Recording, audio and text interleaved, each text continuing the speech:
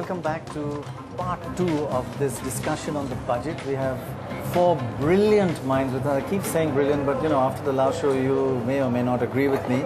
But I think they're brilliant. And at least they know more about the budget than most of us put together. Today we're going to talk about the stock market. Is there going to be anything in this budget for the stock market? Is there going to be privatization and disinvestment?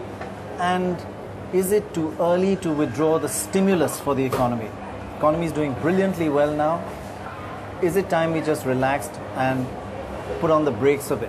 Sujit, tell me, is it time to forget about the stimulus? India's last month, 16.8% industrial growth rate. There is a misconception actually, which I want to point out. We didn't really have much of a stimulus. Basically, what was the stimulus? The fiscal stimulus. Then we'll talk about the monetary stimulus some other time, but this is on the fiscal side. They reduced excise taxes and customs duties. So those were the two forms of the fiscal stimulus. You can't take the pay commission as a fiscal stimulus because that's there forever. That was electoral stimulus. That was electoral stimulus. And that was by the way, the big stimulus was the elections, right? Yeah, and the big stimulus was the elections, which actually did help the economy. So how much does this stimulus, fiscal stimulus through customs duties, excise taxes add up to? Maybe about 20,000 crores max, which is 1/3 of 1% of GDP. 0.3% of GDP. Maybe 0.35. Right. Now, the rest of the world, China, etc., had fiscal stimulus, something like 5, 6, 7% of GDP. Right. Here we're talking peanuts. So therefore, but since there wasn't a stimulus in the first place, talking about removing it doesn't make sense. No.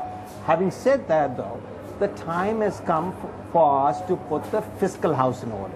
We didn't really have much of a fiscal stimulus, so that didn't add to the budget deficit. What did happen in the budget deficit was prices of 3 items. Last year, I'm talking about 2008-9. Prices of petrol, prices of fertilizer, prices of food, and I should add a 4th item, gross mismanagement of the economy, and particularly of these 3 items. Now's the time to put on a correction course for these 3 items. We've got a Kivit Parekh committee report saying you should rationalize taxes and expenditure or subsidies on oil. On the food side, we just discussed yesterday or the previous program what needs to be done there. Right. And on fertilizer, that's another sob story. Right. So, but I need to there's a lot been written, Sujit and Shekhar, on the drift in this government. They don't seem to be doing much. Then they suddenly announced a month or so ago that there's going to be a massive disinvestment program. Is there going to be any more signals about disinvestment in this budget? And should there be? Well, I mean, they should be. Whether they will be, first of all, this government has redefined disinvestment.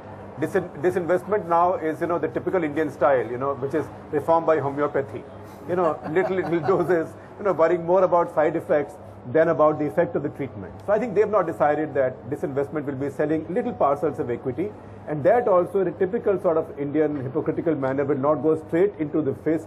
It will go into some other funny structure. But why are they doing this? They don't have the left anymore. They don't have that common minimum program. they've got the biggest left. It's the Congress party. No, not just that. I think they just have a lack of conviction. I think frankly, the Prime Minister has to provide stronger leadership, and he has to say, shed your shyness about reform. Tuba.com